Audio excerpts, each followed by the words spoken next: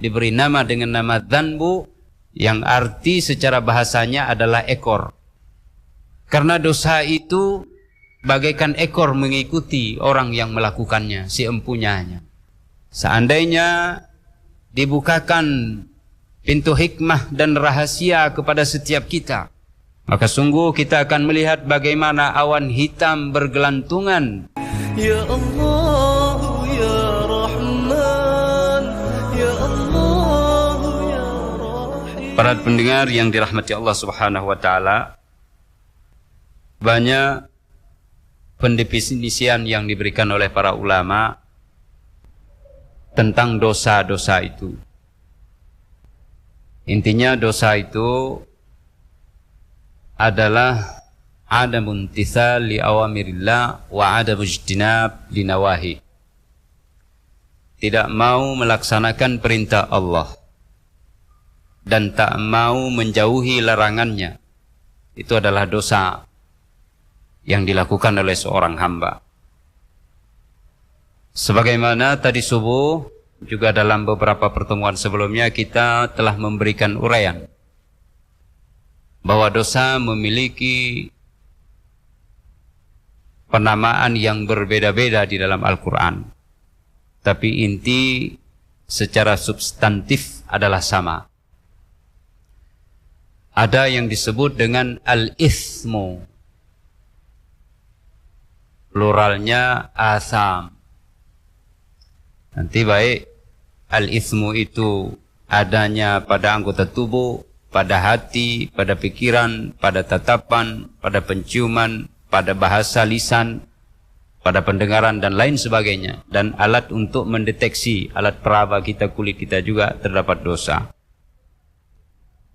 Jadi dinamakan dosa itu dengan al-ithmu dikarenakan makna al-ithmu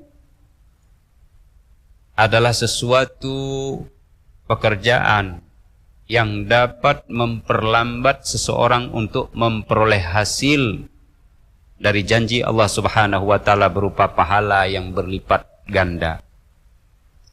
Jadi setiap pekerjaan yang memperlambat atau al-af'al al-mubti'ah 'anits thawab, segala pekerjaan yang memperlambat kita untuk sampai kepada hasil yang kita harapkan cemerlang yang dijanjikan oleh Allah dari pahala-pahala dan balasan-balasan serta karunia dan nikmat, ini adalah dosa.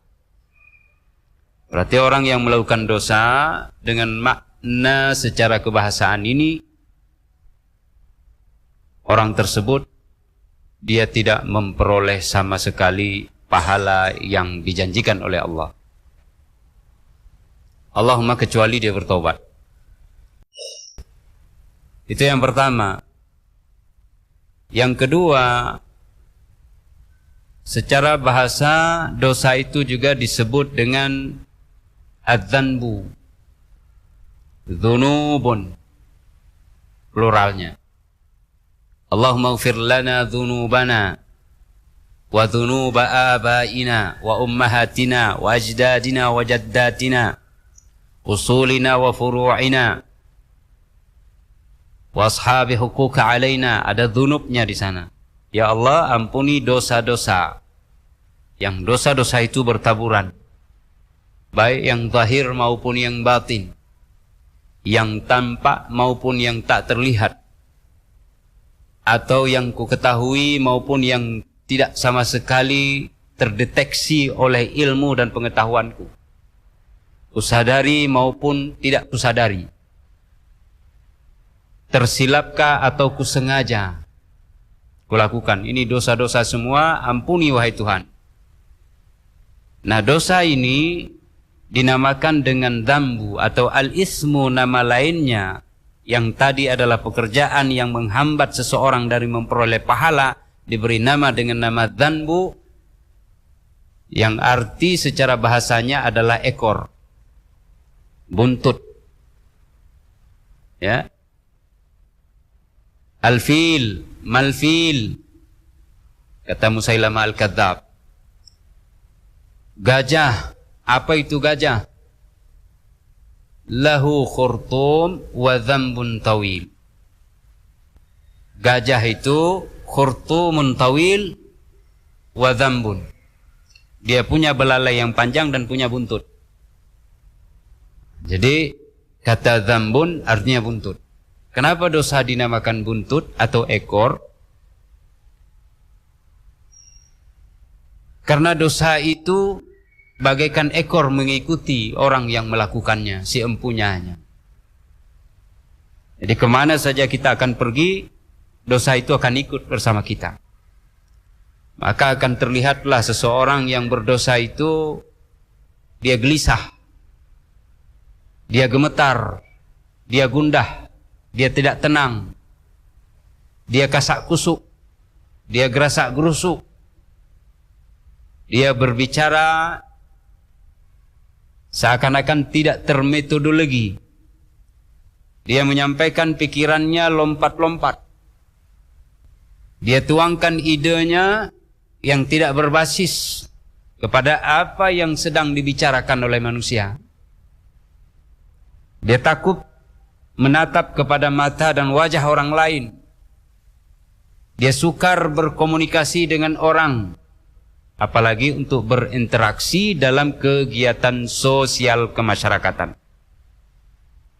Orang yang punya dosa adalah orang yang paranoid. Dia ketakutan sendiri melihat hal-hal yang berada di luarnya. Kenapa? Karena dia diikuti oleh dosa. Seandainya dibukakan pintu hikmah dan rahasia kepada setiap kita, maka sungguh kita akan melihat bagaimana awan hitam bergelantungan di atas ubun-ubun orang yang melakukan dosa. Bagaikan gunung yang terangkat dan lebih besar daripada gunung ketika Bani Israel diambil sumpah dan diperintah oleh Allah untuk melakukan apa yang sesungguhnya harus dan mesti mereka laksanakan. Itu kalau dibuka kepada kita jemaah rahimakumullah. Tapi Allah tutup dengan rahmatnya sehingga aib kita itu tidak terbuka.